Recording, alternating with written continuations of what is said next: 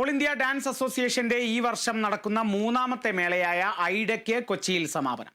നൃത്തോപാസന life time achievement പുരസ്കാരത്തിന് നൃത്താധ്യാപിക അമൃതം ഗോപിനാഥ് അർഹയായി. നടനും സംവിധായകനുമായ ശ്രീകാന്ത് മുരളി പുരസ്കാരം കൈമാറി.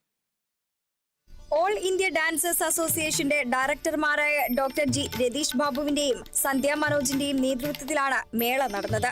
ലോകത്തിന്റെ വിവിധ ഭാഗങ്ങളിൽ നിന്നായി 350ഓളം നർത്തകരാണ് പങ്കെടുത്തത്. വിജയികൾക്കും മികച്ച പ്രകടനം നടത്തിയവർക്കും പുരസ്കാരങ്ങൾ നൽകി.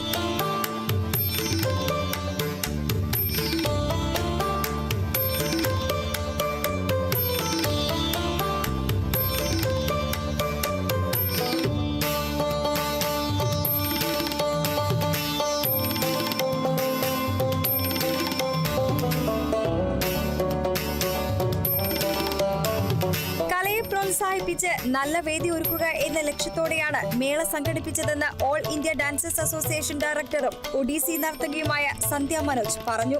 നമ്മൾ എക്സ്പ്ലോർ ചെയ്താലേ നമ്മുടെ പാഷൻ ഏതാണ്, അല്ലെങ്കിൽ നമ്മൾ ഹുക്ഡ് ആവണത് ഏത് സ്റ്റൈലാണ്. ഇപ്പം ഞാൻ ഒഡീസിയിലാണ് ഹുക്ഡ് ആയത്. ഭരതനാട്യം ചെയ്തു, കഥക് ചെയ്തു, കോണ്ടംപററി ചെയ്തു. പക്ഷെ ഒഡീസി ചെയ്തപ്പോൾ എന്തോ അകത്തുനിന്നൊരു എന്താ പറയുക, I connected with my self എന്നുള്ളത് പറയുന്ന പോലെ. അപ്പോൾ അതിനൊരു അവന്യൂ ആണ് ഐഡ കൊടുക്കുന്നത്.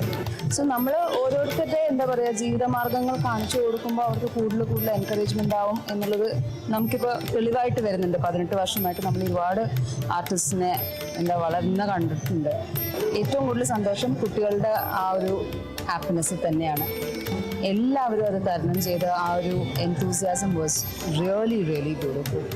So we are very happy. Hopefully എന്താ പറയുക, ഇനിയും കൊണ്ടുവരാൻ സാധിക്കുമെന്ന് താല്പര്യം.